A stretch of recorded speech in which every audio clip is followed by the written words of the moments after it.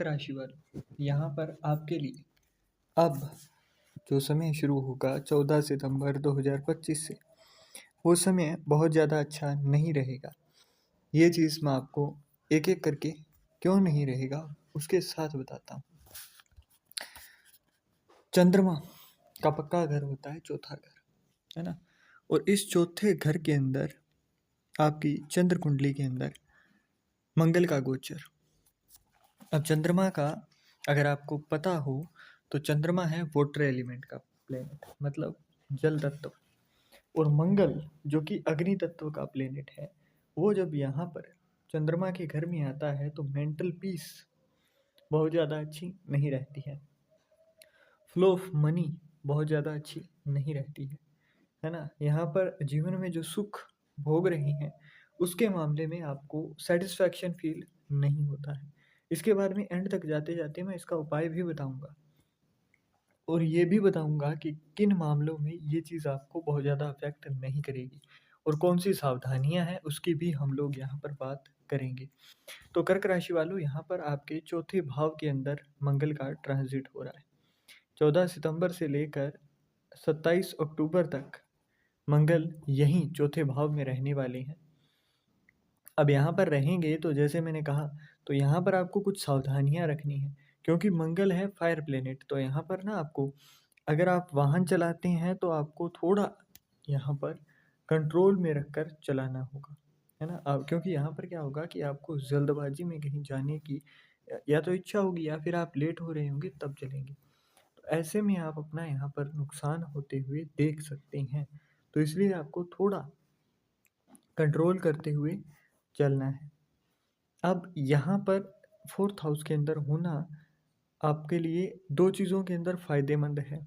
अगर आप बहुत लंबे समय से कोई प्लॉट लेना चाहते थे तो यहाँ पर आपकी इच्छा पूरी होगी। एग्रीकल्चरल लैंड लेना चाहते थे, मतलब खेती की ज़मीन, तो यहाँ पर आपकी इच्छा पूरी होगी। अगर कोई विवाद में आप इन मामलों में फंसे हुए थे तो भी आपको यहाँ पर फ़ायदा देखने को मिलेगा।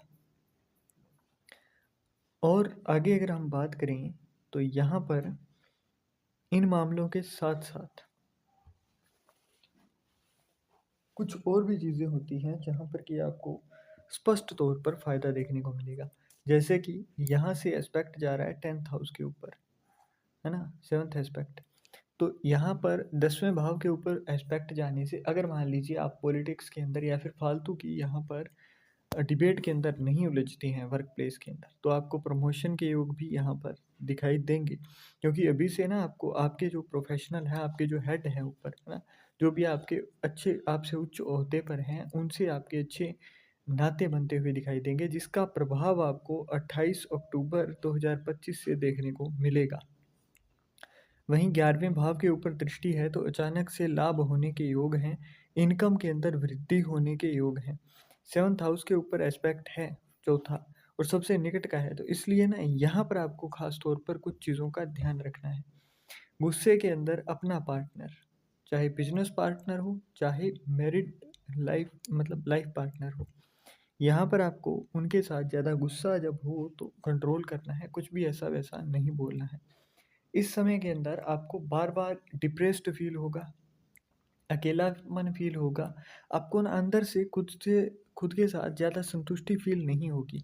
तो ऐसे में आपको जब भी ऐसा लगे, जब भी ज़्यादा गुस्सा आए, तो आपको यहाँ पर कुछ भी ऐसी एक्सरसाइज, कुछ ऐसा वर्कआउट करना है जिसके अंदर आप ज़मीन का यूज़ कर रहे हो, मतलब जैसे पुशअप किए जाते हैं, है ना।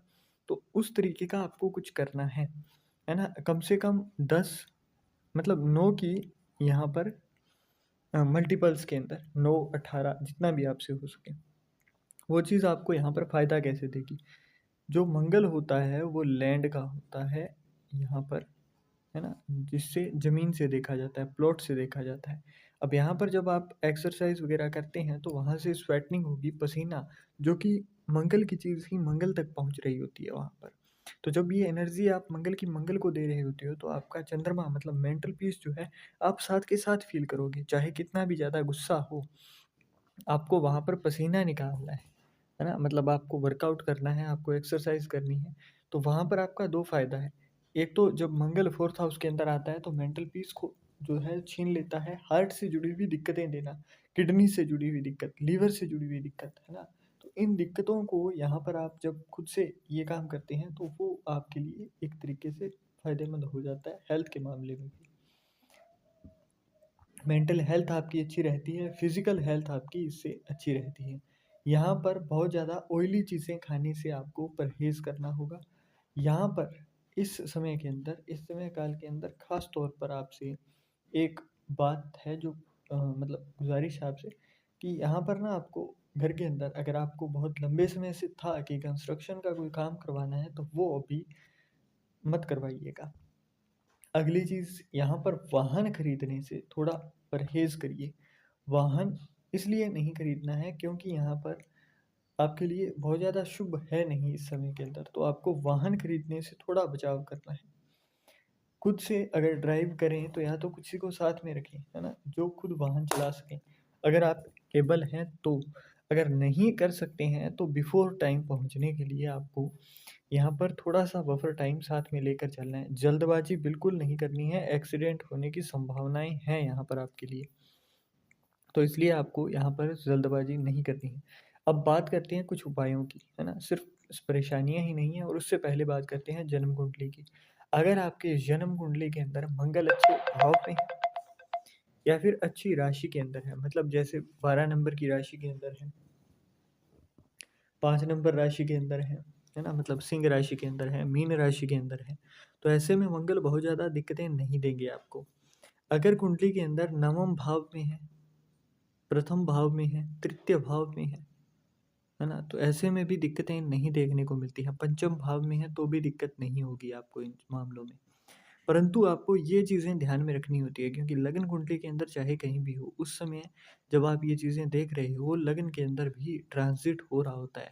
वो ग्रह वहाँ नहीं होते हैं जहाँ लग्न चार्ट के अंदर आपको दिखाई देते हैं। तो इसलिए आपको जैसे-जैसे चीज़ें बताई गई हैं, उनके ऊपर तो सामान्य जानकारियाँ होते हुए भी इनका पूर्ण रूप से आपको निर्वहन करना है, सावधानियाँ बरतनी हैं। क्योंकि यहाँ पर ये जो समय है, एक बार मान लीजिए आप ना मानते हों और आपका कुछ हो जाए, है ना? भगवान ना करे परंतु हो जाए ऐसी अनहोनी, तो आपको फिर याद आता है उससे अच्छा है आप थोड़ा बफर टाइम लेकर चलिए। जल्दबाज़ी करने से अच्छा है 10 मिनट पहले चलिए, थोड़ा बफर टाइम लेकर चलेंगे तो यहाँ पर आपका कुछ ज़्यादा नहीं खराब होगा, परंतु आपकी सावधानियाँ आपको ये जो समय है इसके अंदर निकाल लेंगी। 4th हाउस के अंदर ट्रांज़िट, यहाँ पर पानी के अंदर जैसे आग लगती है ना, तो मंगल वो आग है जो लगा देता है, पानी को जला सकता है। तो यहाँ पर इन चीज़ों के अंदर बचाव रखेंगे। अब आगे कुछ चीज़ों का आपको ध्यान में रखना है। अगर आप बहुत ज़्यादा ना कर सकें तो वाइट कलर का कोई भी कपड़ा अपने साथ रखिए। आप सफ़ेद रंग का रुमाल भी रख सकते हैं। मस्तक के ऊपर हल्दी का या फिर पीले चंदन का तिलक लगाना आपके लिए अत्यंत शुभ रहेगा। आगे अगर हम बात करें तो यहाँ पर सुबह एक नित्य नियम बना लीजिए थोड़ी समय के लिए मेडिटेशन करने का, और यही चीज़ आपको शाम को भी करनी है। मेडिटेशन करना है ना? आँखें बंद करके विचारों को रोकना नहीं है, जो भी आता है आने दीजिए। आगे यहाँ पर थोड़ा-सा जो आपने दूध लेना है कच्चा, उसके अंदर जल मिलाएँ और जल मिलाकर उसके पश्चात आपको उस कच्चे दूध के अंदर थोड़ी-सी शर्करा, मतलब शक्कर वग़ैरह आपको मिलानी है, उसको मीठा करना है, उसके बाद में इसको सारे घर के अंदर आपने इसका छिड़काव करना है, ताकि आपको यहाँ पर अत्यंत शुभ परिणाम देखने को मिले। तो आशा करते हैं जो भी चीज़ें आपको बताई गई हैं, उनके ऊपर आप पूर्ण रूप से ध्यान रखेंगे और इनके अंदर जो भी सावधानियाँ हैं, उनका भी आप पूर्ण रूप से ध्यान रखते हुए निर्वहन करेंगे। इन सावधानियों को आप कार्य करते हुए ध्यान में रखेंगे।